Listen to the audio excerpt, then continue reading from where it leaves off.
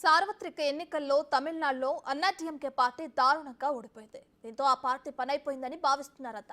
ఈ క్రమంలో దివంగత సీఎం జయలలిత నెచ్చెలి శశికళ కీలక వ్యాఖ్యలు చేశారు. అన్నాడీఎంకే పార్టీలోకి తన రీ ఎంట్రీ ఇచ్చేందుకు సమయం ఆసన్నమైందని తెలిపారు.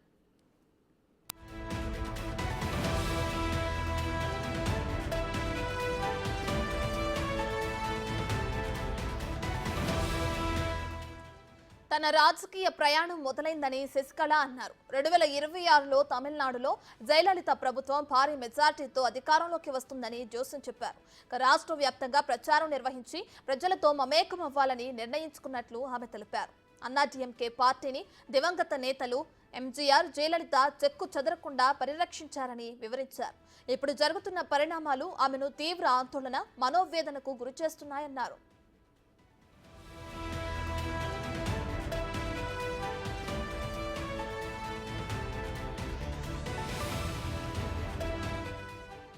చెన్నై పోయస్ గార్డెన్లోని వేద నిలయంలో దివంగత జయలలితకు దాదాపు 30 ఏళ్లు తోడుగా ఉన్న శశికళ చిన్నమ్మగా గుర్తింపు పొందారు. 2016లో జయలలిత మరణించిన తర్వాత ఓ కేసులో 4 ఏళ్లు జైలులో గడిపి విడుదలయ్యారు. అన్నాడీఎంకే నుంచి బహిష్కరణకు కూడా గురయ్యారు. తాజా రాజకీయ పరిణామాలతో మీడియాతో మాట్లాడిన ఆమె తన రాజకీయ ప్రయాణం మొదలైందని తెలిపారు.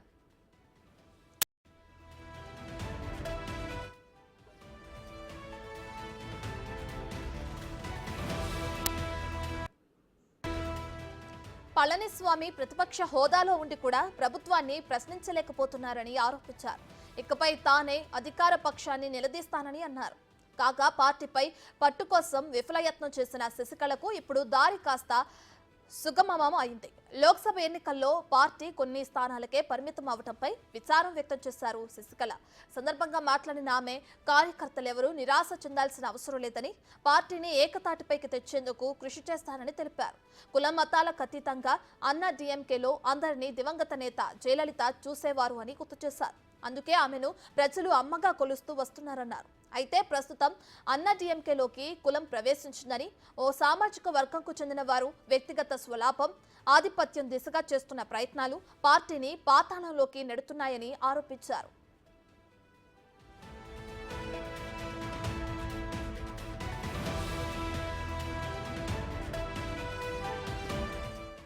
అన్నాడీఎంకే అంటే ఒకే కుటుంబం అని, ఇది కార్యకర్తల పార్టీ అని వ్యాఖ్యలు చేశారు శశికళ. డీఎంకే అంటే ఒకే కుటుంబం అని, ఆ కుటుంబానికి చెందిన వారికే అందులో పదవులు ఉంటాయని విమర్శించారు. డీఎంకే విధానాన్ని అన్నాడీఎంకేలోకి అనుమతించే ప్రసక్తే లేదన్నారు. ఇక మరింత వేగంగా ముందుకెళ్లి రాబోయే ఎన్నికల్లో విజయం సాధిస్తామని ధీమా వ్యక్తం చేశారు.